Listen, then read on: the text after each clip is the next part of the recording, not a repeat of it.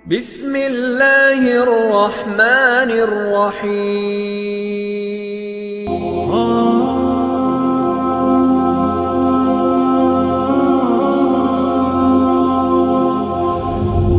Assalamualaikum warahmatullahi wabarakatuh.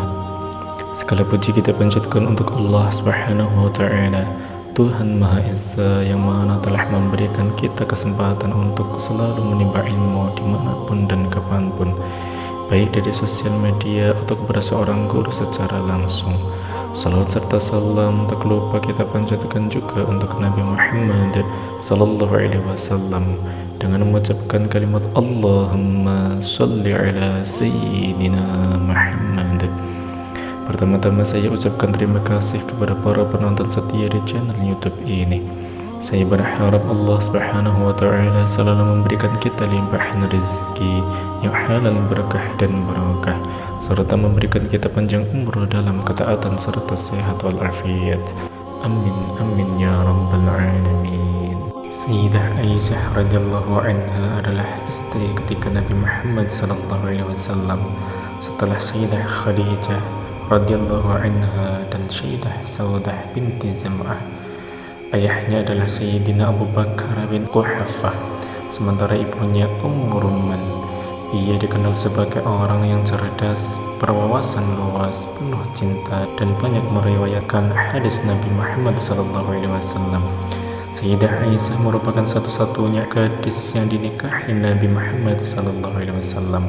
Terjadi perbedaan pendapat di antara ulama mengenai usia pernikahan Sayyidah Aisyah.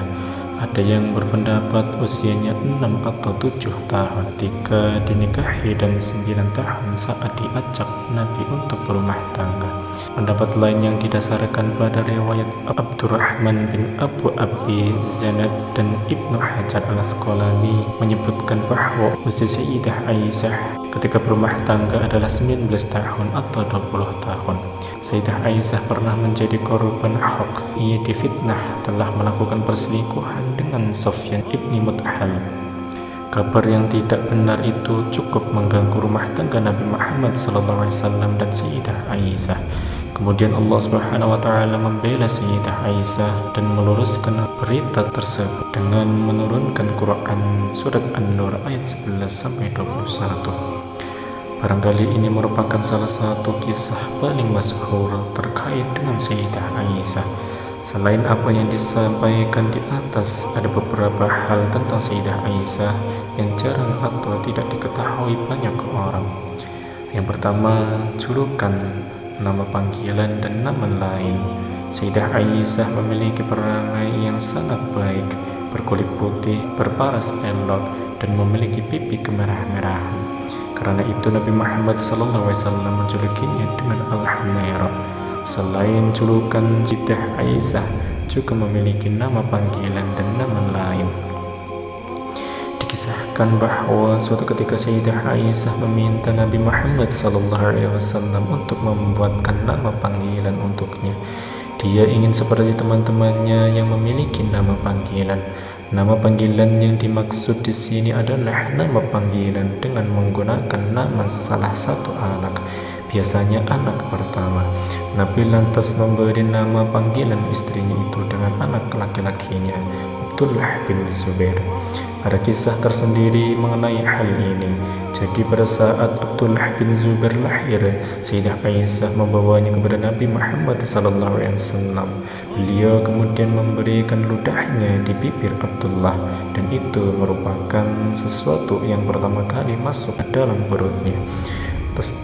Nabi Muhammad SAW kemudian memberi nama panggilan Aisyah dengan Ummu Abdullah hingga wafatnya. Aisyah kemudian dipanggil dengan nama panggilan Ummu Abdullah.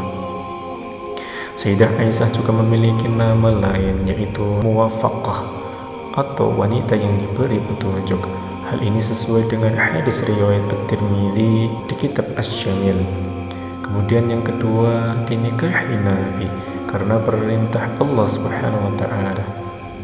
Dalam sebuah riwayat, Sayyidah Aisyah pernah mengungkapkan bahwa alasan Nabi Muhammad SAW menikahinya adalah karena mimpi. Jadi suatu ketika Nabi Muhammad SAW bermimpi ditetangi Jibril yang membawa secari kain sutra dengan gambar Sayyidah Aisyah. Jibril mengatakan bahwa wanita dalam gambar itu adalah istrinya. Mimpi Nabi ini berulang hingga 3 kali. Jika mimpi ini dari Allah, tentu Dia akan mengabulkannya, kata Rasulullah SAW merespon ucapan malaikat Jibril itu. Dan benar saja akhirnya Allah Subhanahu wa taala mengabulkannya. Yang ketiga, pernah dicerahkan dengan Jubair. Beberapa saat setelah Sayyidah Khadijah wafat, Nabi Muhammad SAW disarankan untuk menikah kembali. Adalah Khawlah binti Hakim, sahabat Sayyidah Khadijah, yang meminta Nabi untuk menikah dengan Saudah binti Zam'ah dan juga Aisyah binti Abu Bakar. Singkat cerita, Nabi Muhammad SAW kemudian mengutus sahabat Khawlah untuk melamar Aisyah setelah beliau mempersanting Saudah. Namun Abu Bakar tidak langsung menerima lamaran Nabi tersebut. Ia meminta Khawlah untuk menunggu karena sebelumnya Mut'im bin Adi pernah meminta Aisyah untuk anak laki-lakinya Jubair. Abu Bakar tidak ingin ingkar janji, karenanya dia mendatangi Mut'im dan menanyakan kembali perihal anaknya. Ternyata Mut'im tidak jadi menikahkan anaknya dengan Aisyah. Ia khawatir anaknya akan masuk Islam manakala menikah dengan anak Abu Bakar tersebut. Riwayat lain sebagaimana dijelaskan Muhammad Quraisy dalam membaca sirah Nabi Muhammad SAW. Abu Bakar tidak lagi menghendaki anaknya dinikahi Jubair setelah mengetahui keburukan keluarga Mut'im. Setelah itu Abu Bakar menerima lamaran Nabi Muhammad SAW. Yang keempat, jangka waktu rumah tangga dengan Nabi Muhammad SAW. Dari beberapa hadis yang diriwayatkannya, Sayyidah Aisyah mengaku hidup bersama Nabi Muhammad SAW selama 9 tahun. Nabi menikahinya ketika usia Aisyah 9 tahun dan Nabi wafat ketika usia Aisyah 18 tahun. Yang kelima, lomba lari dengan Nabi Muhammad. Sayyidah Aisyah dan Nabi Muhammad SAW beberapa kali melakukan lomba lari. Biasanya lomba lari dilaksanakan ketika dalam perjalanan. Pada suatu kesempatan Nabi Muhammad SAW yang menang. Di kesempatan lain Sayyidah Aisyah yang menang. Al-Humaid, Abu Syaiban, Abu Dawud dan An-Nasa'i meriwayatkan satu hadis dari Aisyah bahwa suatu ketika Nabi Muhammad SAW mengajak istrinya itu balapan lari. Maka keduanya berlomba dan Sayyidah Aisyah berhasil mengalahkan Nabi. Aisyah berkata, ketika aku gemuk, Rasulullah SAW berlomba denganku dan berhasil mengalahkanku. Kemudian beliau bersabda, "Hai Humairah, ini pembalasan kekalahan yang dulu." Yang keenam, menjadi sebab turunnya ayat tentang tayamum. Pada suatu hari Nabi Muhammad SAW berserta Aisyah dan para sahabat melakukan satu perjalanan. Pada saat sampai di Al-Bad'a, riwayat lain di Al-Abwa, kalung Aisyah terjatuh. Mengetahui hal itu, Nabi Muhammad SAW berhenti untuk mencarinya. Karena pada saat itu rombongan tidak memiliki air dan tempat itu tidak ada mata air, maka para sahabat mengadu kepada Abu Bakar perihal sikap Aisyah yang sampai membuat Nabi Muhammad SAW berhenti. "Engkau menahan Rasulullah dan orang-orang di tempat yang tidak ada mata airnya dan mereka tidak mempunyai air," kata Abu Bakar kepada putrinya itu sembari memarahinya. Nabi mencari kalung istrinya hingga malam, namun tidak ketemu juga. Pada pagi esok harinya Nabi bangun dengan tidak ada air di sampingnya. Namun kemudian Allah Subhanahu wa taala menurunkan wahyu tentang tayamum. Mereka pun bertayamum setelah menerima wahyu tersebut. Kemudian kalung yang dicari ditemukan tanpa sengaja oleh Aisyah ketika dia mencari unta yang dinaikinya, dan ternyata kalungnya ada di bawahnya. Demikianlah keberkahan Sayyidah Aisyah sehingga Allah Subhanahu wa taala menjadikan jalan keluar dirinya, yakni tayamum untuk bersuci manakala tidak ada air.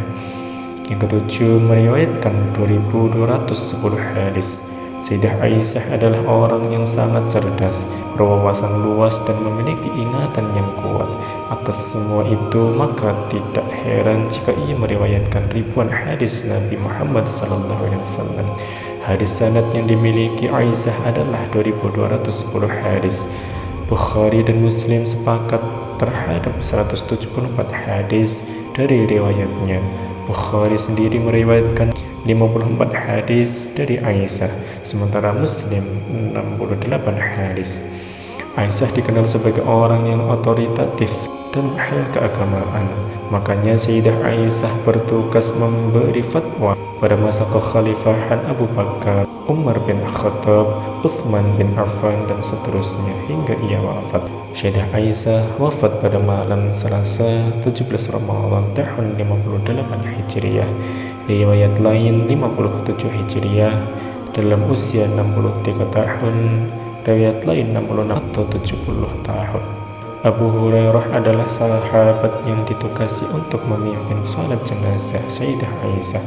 Sesuai dengan wasiatnya, Sayyidah Aisyah dimakamkan di Baqi'. Semoga ilmu yang sedikit ini dapat bermanfaat. Amin amin ya rabbal alamin. Akhir kata, Al-Faqir memohon maaf yang sebesar-besarnya ketika ada kesalahan dan kekeliruan dalam menerangkan materi ini. Wallahu a'lam bishawab. Wassalamualaikum warahmatullahi wabarakatuh.